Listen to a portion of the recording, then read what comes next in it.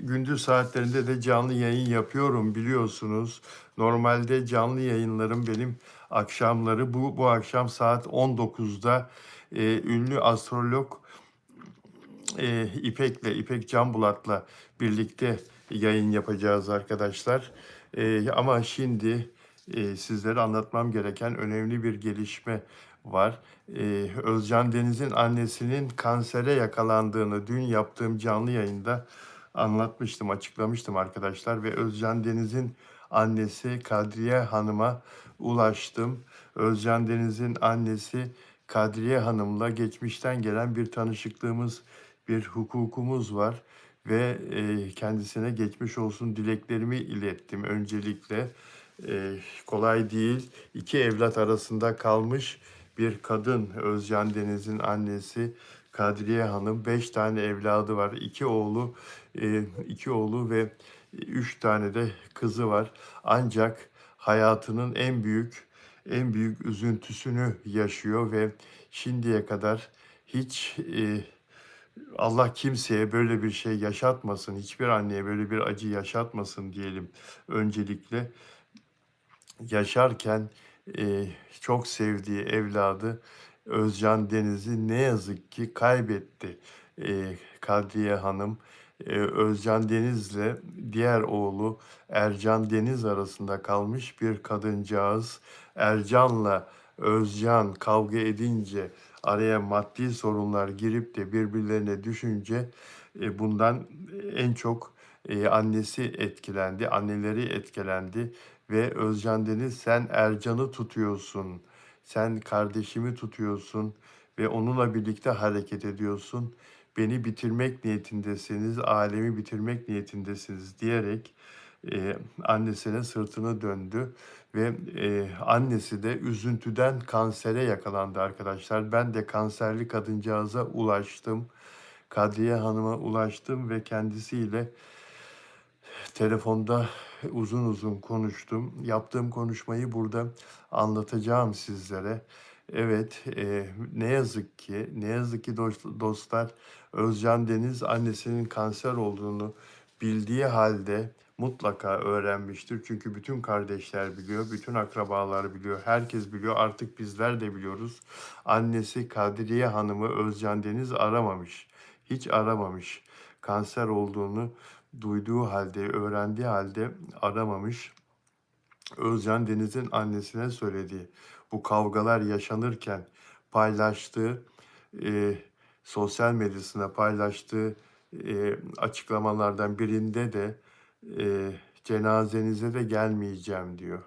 Özcan Deniz annesine daha o zaman ortada kanser hastalığı falan yok. Annesi sağlıklı.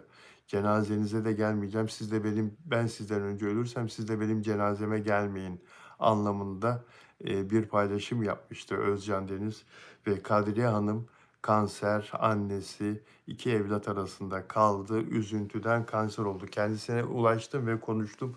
Şimdi biraz sonra ilginç konuşmamızı anlatacağım arkadaşlar. Ama öncelikle Özcan Deniz'in annesi Kadriye Hanım'ın şu anda Aydın'da yaşadığını söyleyeyim. Bilal Bey dedi, Aydın bana çok iyi geliyor dedi. Burada dedi, komşular da iyi, herkes iyi. İnsanlar benimle ilgileniyor, hatırımı soruyorlar. Orada İstanbul'da evlatlarımdan hiçbir yakınlık göremedim. Yapayalnızdım, evde kapımı çalan yoktu ve çok mutsuzdum dedi. Ama buraya geldim çok mutluyum Aydın'da şimdi dedi. Fakat bunu söyleyen kadın kansere yakalandı. Üzüntüden kansere yakalandı. Ama buranın havası çok iyi dedi. Şu anda Bilal Bey dedi, sizler petekleri yaktınız dedi. Kaloriferleri kastediyor. Bizler dedi burada dedi kısa kolluyla geziyoruz hala dedi. Balkonda oturabiliyoruz dedi. Balkonumuzda çay kahve içebiliyoruz. O kadar güzel hava dedi. Ben Aydın'da yaşamaktan mutluyum dedi. Ve bunu söyleyen kadıncağız Aydın Devlet Hastanesi'nde kemoterapi görüyor. Kanserle mücadele ediyor. Özcan Deniz'in annesini aramamasını, annesinin kanser olduğunu öğrendikten sonra da bir geçmiş olsun telefonu açmamış olmasını hiç doğru bulmuyorum haliyle. Özcan Deniz'i en eski tanıyan gazeteciyim. Özcan Deniz normalde vicdanlı bir insandır. Özcan Deniz normalde hatır bilir. Özcan Deniz normalde iyi bir insandır. Özcan Deniz normalde dost bir insandır. Arkadaşlar, Özcan Deniz güzel kalbi olan bir insandır. Özcan Deniz'i en eski tanırım ve çok iyi tanırım. Uzun zamandır görüşemiyor olsak da.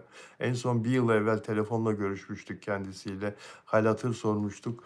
Özcan Deniz öyle haset, fesat, kötü ruhlu bir insan asla değildir. Ve Özcan Deniz ile Ercan Deniz arasında yaşanan kavgada, süregelen bu büyük mücadelede de Özcan Deniz haklıdır. Bunu söylemezsem olmaz programında, Beyaz Magazin programında da ekranlardan defalarca söylemiştim.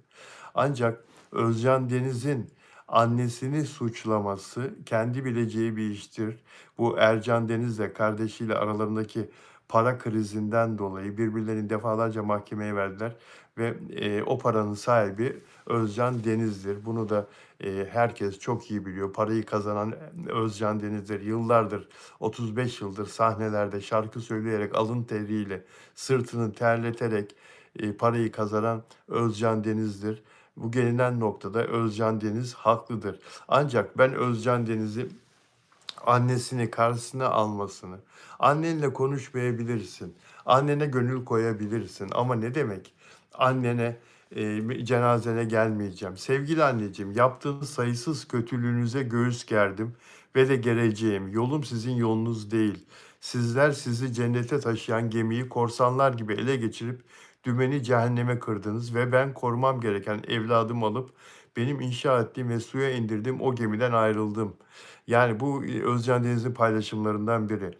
Ekranlara çıkıp gazetelere konuşarak aslında benim yapamayacağım, yapmayacağım, kıyamayacağım bir şey yaptınız. Kendinizi anlattınız, cehaletinizi, kötülüğünüzü ikrar ettiniz. Ben sizi kimseye böyle anlatamazdım.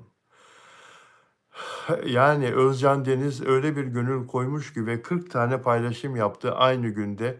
Öfkesini, küskünlüğünü dile getirdi burada ve annesini, kardeşlerini, kendisine sırt çeviren kardeşlerini saygısız, nankör, arkadan vurma, arsız, hayasız, doyumsuz, şükürsüz, müsrif olarak suçladı ve Özcan Deniz annesiyle de bütün bağını kopardı. Annesiyle yaptığımız telefon konuşmasında annesinin kanser olmadan önce Özcan Deniz'e pek çok mesaj yazdığını söyledi Kadriye Hanım, annesi bana.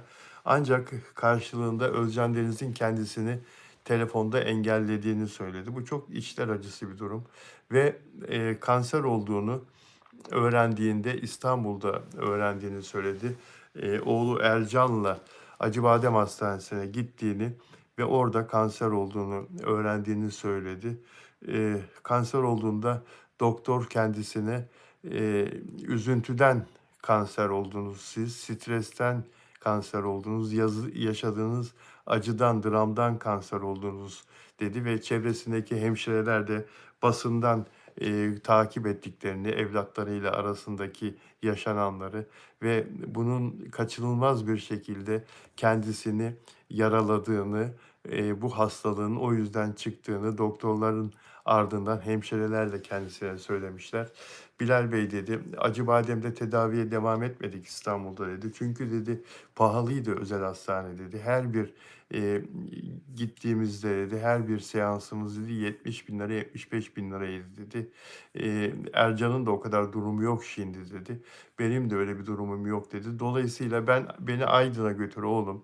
Aydın'da eskiden onlar Aydın'da yaşamışlardı arkadaşlar. Fakirlik döneminde ailece Aydın'da yaşamışlardı. Tek göz odaları vardı. Gecekonduda yaşıyorlardı. Özcan Deniz ve ailesi. Aydın'daki arkadaşlarım, çevrem ben orada mutlu olurum demiş ve Aydın'da tedavi olurum demiş. Aydın'a gittik. Beni Aydın'a taşıdılar evlatlarım dedi. Orada Aydın'da oturduğum apartmandaki kapı komşum Allah ondan razı olsun. Aydın Devlet Hastanesi'ne tanıdıkları varmış. Beni oraya götürdü ve tedavim orada başladı dedi. Orada Aydın Devlet Hastanesi'nde kendisine kemoterapi başlanmış ve peki dedim neyiniz var? Yani bu kanser nerede başladı? Nerede? Hangi organlarınızda? Lenf kanseriyim Bilal Bey dedi ve ne yazık ki ben kanser olduğumu öğrendiğimde üçüncü evredeydik ve tedavi olmak istemedim. Tedavi olmak istemedim diyor kadıncağız. Özcan Deniz'in annesi kanser olduğunu öğreniyor dostlar ve tedavi olmak istemiyor. Sonra evlatlarının baskısıyla kızı yurda Aydın'da yaşıyor. Kendisiyle çok yakından ilgileniyor. Zaman zaman Ercan da gelip gidiyormuş ve telefonda arıyormuş. Evlatlarımın baskısıyla dedi tedaviye başladık ama dördüncü evreye geçmiş hastalığım dedi. Dördüncü evre dostlar biliyorsunuz artık metastaz yapmıştır. Kanser, hastalık, dördüncü evre. Ne yazık ki koltuk altlarından akciğere metastaz yapmış. Özellikle sol akciğerde kanser hücreleri görülüyor Kadriye Hanım'ın. Ve dedi ki 5 seans kemoterapi aldım Bilal Bey ve PET'e girdim geçenlerde. Ancak PET'teki sonuçlar hiç iyi değildi. Bunun üzerine doktor 8 seans daha ekledi kemoterapi dedi. Mart ayına kadar kemoterapiye devam edeceğiz dedi. Zor dedi, kemoterapi kolay değil dedi. Yoruyor beni Bilal Bey dedi. Kolay değil dedi. Ancak almam gerektiğini, yapmam gerektiğini, kemoterapiye devam etmem gerektiğini söylüyorlar ve mecburen katlanıyorum dedi. Peki dedim niye ameliyat olmuyorsunuz? Ameliyatla doktorlar kanserli hücreyi alamazlar mı? Doktorlar ameliyat etmeyi önce düşündüler sonra vazgeçtiler. Çünkü dedi riskli buldular. O riskleri almak istemiyorlar. Doktor ameliyat fikrini doğru bulmadığı için doktorlar ameliyat olmuyorum ve sol memeye de yayıldı, genişlediği için şimdi 8 seansta Mart'a kadar kemoterapiye devam edeceğiz dedi. Burada bu şekilde devlet hastanesinde bakıldığım için Allah devletten razı olsun. Benden para almıyorlar. Tedavimi devletim karşılıyor. İlaçlarıma da para vermiyorum. Çok şükür. Benim kimsenin şu anda parasına ihtiyacım yok. Zaten Özcan Deniz bana 20 bin lira oğlum bir para veriyordu. Onu da kesti. Hiçbir şekilde kimseden bir para almıyorum. Ercan'ın da durumu iyi değil. Ercan'la Özcan'ın bankalara faiz borcu 16 milyon liraydı. Ama birbirlerine girdikten sonra inatlaştılar, inat ettiler. O para ödenmedi ve şimdi o faiz borcu 95 milyona ulaştı Bilal Bey dedi. 95 milyona ulaştı dedi. 95 milyon liraya ulaştı. Ercan'la Özcan'ın bu bankalara olan borçları dedi. Bu da beni çok üzüyor dedi ve bana telefonda dostlar Özcan Deniz'le arasında geçen bütün o sürtüşmeleri falan ta başından beri anlatıyor kadın. Hayır dedim ya. Ben bunları duymak istemiyorum Kadriye Hanım. Niye bunları anlatıyorsunuz? Neden bunları konuşmayın lütfen artık dedim ya. Bak dedi işte şu da var, bu da var. Hayır. Lütfen ben bunları ya bana yeni şeyler de hani eskiden de hepsini biliyorum da aşağı yukarı bilmediğim bazı şeyler de çıkıyor anlattıkların arasında. Kadıncağıza saygısızlık da yapmak istemiyorum telefonda ama öyle dolu ki arkadaşlar. Bilal Bey diyor ben şunu yaptım. Özcan Deniz beni suçluyor. Özcan beni suçluyor. Yani filan falan. Bunları dedim lütfen dedim. Lütfen bakın siz dedim iyi değilsiniz. Siz dedim lütfen hastasınız, kanser hastasınız ve hala bunları konuşuyorsunuz. Hala sanki bir televizyon kanalına bağlanmış gibi Kadriye Hanım Özcan Deniz'le sürtüşmelerine sebep olan olayları bana hep anlatıyor, anlatmak istiyor. Ama Bilal Bey bir dakika şunu da söyleyeyim diyor. Hayır dedim ya lütfen. Lütfen. Siz iyileşemezsiniz ki böyle yaparsanız. Bunları kafanızdan atın dedim. Bakın beni yanlış anlamayın. Sizin dedim iyi bir psikoloğa ihtiyacınız var. Haklısınız Bilal Bey dedi. Haklısınız ama yine de bana bir şeyler anlatmak istiyor. Ben dedi Yurda'nın dedi buradaki dedi iş yerinin açılışında bana mikrofon uzattılar. Ben kendiliğimden konuşmadım ki dedi gazetecilere dedi. Samar'la dedi Özcan'ın evlenmesini istemiyorum dediğim o konuşmayı dedi ben bunlara gerek yok ki dedim. Niye bunları bana lütfen bunları düşünmeyin. Bitti gitti artık her şey dedim. Sizin şu anda dedim sağlığınıza kavuşmanız için dedim bunları atmanız lazım kafanızdan dedim. Ve dedim Özcan'la bir araya gelmeniz lazım evladınızla. Bu sizi iyileştirir dedim. Özcan Deniz'le tekrar barışırsanız bu sizi iyileştirir. Olumlu etki yapar size dedim. Aramadı beni dedi. Hiç aramadı dedi. Zaten engelledi beni dedi. Ondan sonra bana dedi sağ olsun bir ihtiyacım olduğu zaman yurda bakıyor dedi. Ercan da elinden geleni yapıyor dedi. Yurda bana dedi burada dedi, bir yardımcı kadın tuttu dedi. İşte elektriğim suyum kesiliyor haberim olmuyor yurdaya söylüyorum yurda bağlatıyor dedi ödüyor dedi. Markete çıkamıyorum dedi bir kadın tuttular dedi. O kadın yardımcı oluyor dedi. Çorbamı yapıyor kadın dedi. Ondan sonra bu şekilde dedi yaşıyorum dedi. Peki dedim e, Özcan Deniz size gelse dedim. Özcan Deniz sizde barış gelmez dedi. Peki Özcan Deniz'e buradan bir mesaj verir misiniz dedim. Bak dedi sana bir şey söyleyeyim dedi. Evlendikleri zaman beni düğünlerine çağırmadılar dedi. Bana gelmek istediklerini söylediler dedi. Ondan sonra ben de dedi param yoktu dedi. Komşu kadının kartıyla dedi İstanbul'u anlatıyor. E, komşu kadından kartını istedim dedi. Gittim dedi bir pırlanta kolye aldım dedi. Çünkü yapmam lazım dedi. Gelinim gelecek dedi. Ondan sonra çok güzel bir sofra kurdum, hazırladım dedi. Onlara dedi elimden geleni yaptım dedi. Fakat e, sonra bana Özcan Deniz dedi ki dedi sen dedi Samar'dan özür dilemedin. Ben Samar'dan niye özür dileyecekmişim Bilal Bey dedi. Ben Samar'dan niye özür dileyeyim Bilal Bey dedi. Ondan sonra ben Samar'dan özür dileyecek ne yaptım dedi. Ona da söyledim dedi. Ben Samar'dan özür dileyecek ne yaptım dedi. Ondan sonra sen Samar'dan özür dilemedin dedi. Bana sırtını döndü Özcan dedi. Evladım dedi. Bunlara gerek yok ki dedim. Bunlar geçmişte kaldı. Artık bırakın dedim. Söyleyin bana Özcan Deniz'e ne söyleyeyim dedim. Ben anlatırım ekrandan dedim. Ne söyleyeyim? Bir şey söyleme dedi. Gelmez o bana dedi. Gelmez engelledi zaten beni. Gelmez beni aramaz o dedi. Ya dedim insan kanser olmuş annesini aramaz mı? Yarın bir gün Allah korusun dedim. Bu ilerlese daha kötü olsanız dedim. Allah korusun dedim. O zaman ne olacak dedim ya. Böyle küs mü ayrılacaksınız? Zaten dedi bizim aramızda dedi artık dedi bir şey olamaz dedi. O beni dedi düşman biliyor dedi. Çok ağladım dedi. Çok mesaj çektim dedi. Sonunda beni engelledi dedi. Yani e, annesine annesine e, Özcan Deniz'in e, bir an evvel ulaşması, araması, kanser hastasıyım ben gidebilirim diyor kadın ama e, yani Özcan Deniz'in bana bu yaptığı beni çok üzdü. Aramızda geçen bu olaylar, onun iki evladımın dedi birbiriyle bu şekilde olması beni kahretti, çok üzdü. Ben onları yapamadım, barıştıramadım ve sonrasında işte zararı bana oldu, kanser oldum dedi. Şimdi görüyorum dedi Bilal Bey dedi, paylaşımlarından görüyorum dedi. Evlerinde parti veriyorlar, onları görüyorum, üzülüyorum dedi.